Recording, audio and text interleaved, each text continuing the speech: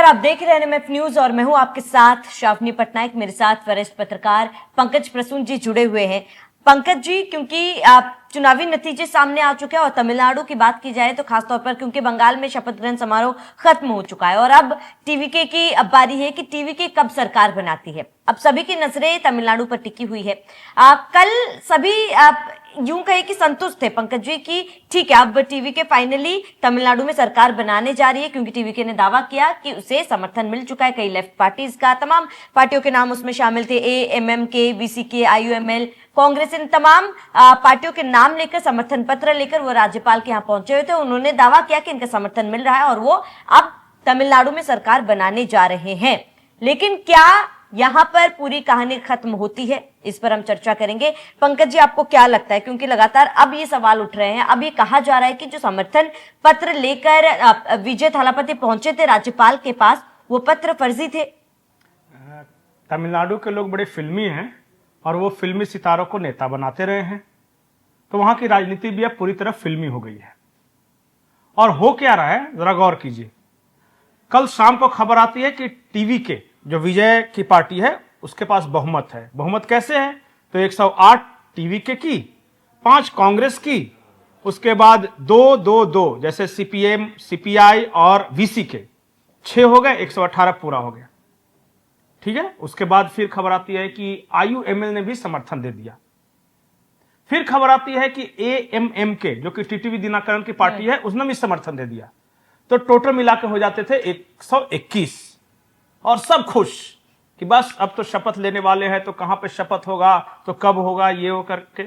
लेकिन मैंने कहा ना कि राजनीति वहां की बड़ी फिल्मी है। देर रात को सबसे पहले टीटीवी दिनकरन आए और वो कहते हैं कि हमने तो समर्थन दिया ही नहीं। सबने कहा तो चिट्ठी, तो बोला चिट्ठी तो फर्जी है, खुद ही छपवाया, खुद ही साइन मारा, खुद ही ये कर लिया, तो मैं तो केस करने जा रहा हूं उस पर। और थाने में गए, एफआईआर करवा दिया कि मेरे पार्टी का समर्थन लेटर कैसे दे दिया राजभवन लोक भवन को। अब ये सब चल ही रहा था भाई साहब, तब तक एक और आए, आईयूएमएल, इंडियन यूनियन मुस्लिम लीग, और उन्होंने कहा कि मेरा भी नाम ले लिया कि हम भी समर्थन दिए हैं। हम कहां समर्थन दिए, हम तो डीएमके के साथ हैं। और बकायदा उनके जो विधायक है सब सामने खड़े हैं कि हम डीएमके के साथ हैं, हमने विजय को समर्थन नहीं दिया। तो फिर वापस आ गया 118 नहीं 118, वो दोनों गए ना जो नया आए थे। अब 118 आ गया, एग्जैक्ट संख्या है बहुमत के लिए, 118 चाहिए। 2 है वीसीके का। वीसीके ने कहा कि हमने भी समर्थन दिया है। कैसे पता चला? चिट्ठी कहां है?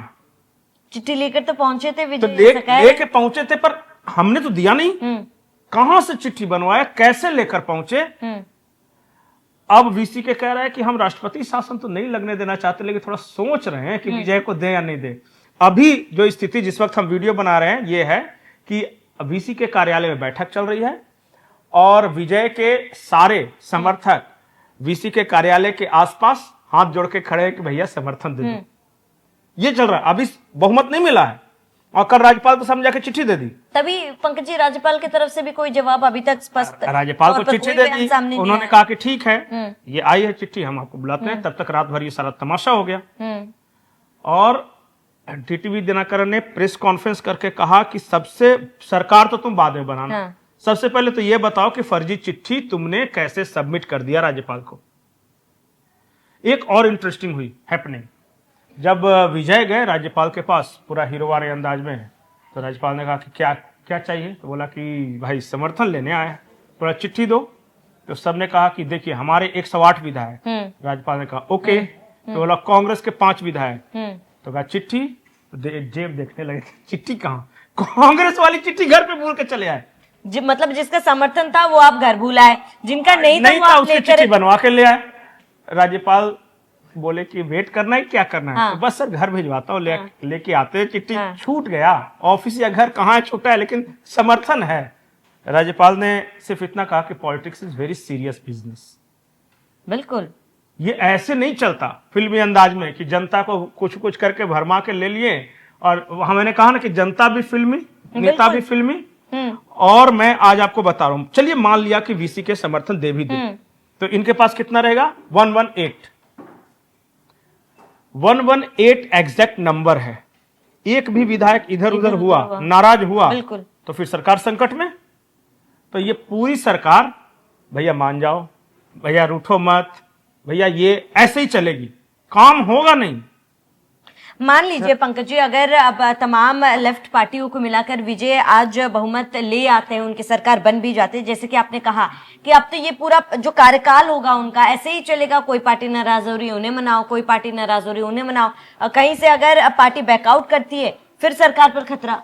तो इसलिए मैं कहा ये सरकार काम नहीं करेगी, सिर्फ चलेगी। तो सिर्फ सरकार अगर चलाना है तो चलाइए, लेकिन स्थिति बहुत विकट है। और एक मैं और आपको महत्वपूर्ण बात बता रहा हूं कि राजनीति में एक्सपीरियंस जरूर होना चाहिए किसी न किसी के पास। ये वन टाइमर जो आते हैं ना, मतलब क्रांति कर दूंगा, सिस्टम बदल दूंगा, बीजे फाड़ दूंगा, ऐसे नहीं चलता। सब कुछ एक ग्रेजुअली, जब भी आपका परिवर्तन होता है तो एक सही रास्ते में एक एक करके धीरे धीरे परिवर्तन होता है। जितने भी क्रांतिकारी पार्टियां आई है देश में, जितनी भी, ये केजरीवाल आए थे अपने यहाँ कि दिल्ली हिला दूंगा, हिलाया, लेकिन उसके बाद क्या हुआ, ढहा के गिरा है। यही बात है सारे। मैंने तो वो जेपी आंदोलन से देखा है, संपूर्ण क्रांति होगी। संपूर्ण क्रांति मतलब सब कुछ बदल डालूंगा, आ गए लालूआ मुलायम संपूर्ण क्रांति से। अन्ना हजारे क्रांति, आ गए केजरीवाल, लो करो क्रांति। इसी तरह विजय आ गए, क्रांति होगी, सिटी बजेगा। तो सिटी तो बज गया, अब अभी तक सिटी ही बज रहा है। और जिस सरकार की शुरुआत ऐसे हो रही है, कार्यकाल कैसे चलेगा उसका अंदाजा लगाया जा सकता है। 5 साल डेवलपमेंट वर्क कितना कर सके। और मैं आपको बताऊं एक भाई, ये टीवी के जो विजय ने जितना प्रॉमिस किया है देने के लिए कि हर महिला को 10 ग्राम सोना, और इनका वादा सुनिए, जब आप सुनिएगा तो पता है तमिलनाडु के बजट का 3 गुना तो खाली देना है इनको। पैसा कहां से लाएंगे, तो वो तो मोदी जी दे विकास कहां से होगा। हाँ, बिल्कुल। तो बोलने में क्या जाता है, चमड़ा का मुंह है, चुनाव में खूब बोले कि तुमको भी महल बना कर दे देंगे सोना, तुमको भी सोना का सड़क बना कर दे देंगे, या तुम गरीब हो रहे हो तुमको भी दे देंगे। और उसके बाद जब सबने वोट दे दिया तो उसमें 5वें साल फिर रिपीट होगा वो। नहीं तो फिर अभी तो 5 साल तक रह जाएंगे ना, उसके बाद देखा जाएगा। तभी कह रही 5वें साल फिर रिपीट। यही हो रहा है, यही हो रहा है। महिलाएं सब खुश कि 10-10 ग्राम सोना मिलेगा, सब देख रही है कि 10-10 ग्राम सोना के चक्कर में मार दिए जा रही है वोट। और उसके बाद जब रिजल्ट आया तो बोला कि ठीक है पूजा सोना मेरा, तो वो तो मोदी जी पैसा ही नहीं रिलीज कर रहे हैं, कैसे दें। तो मोदी जी से पूछ के बोला था। अब मोदी जी काम के लिए पैसा दे रहे हैं कि तुमको बांटने के लिए दे रहे हैं। तो यही है वहां की स्थिति। मैंने इसलिए शुरू में ही कहा कि नेता फिल्मी, पॉलिटिक्स जो हो रहा है वो फिल्मी। आज तक सुना है कि राज्यपाल का समर्थन पत्र ही फर्जी निकल गया। बिल्कुल, कुछ अलग ही तमिलनाडु में अलग ही हो रहा मिल रही है। अभी तो यही स्थिति है। बिल्कुल पंकज जी, और अब ये देखना महत्वपूर्ण होगा कि जो फिल्मी कहानी या फिर यूं कहे कि फिल्मी राजनीति की शुरुआत तमिलनाडु से हुई है, उसका अंत किस ओर जाता है। आप सभी दर्शकों का इस पूरे मुद्दे पर क्या कहना है हमें कमेंट कर जरूर बताएं। साथ ही बने रहिए एनएमएफ न्यूज के साथ।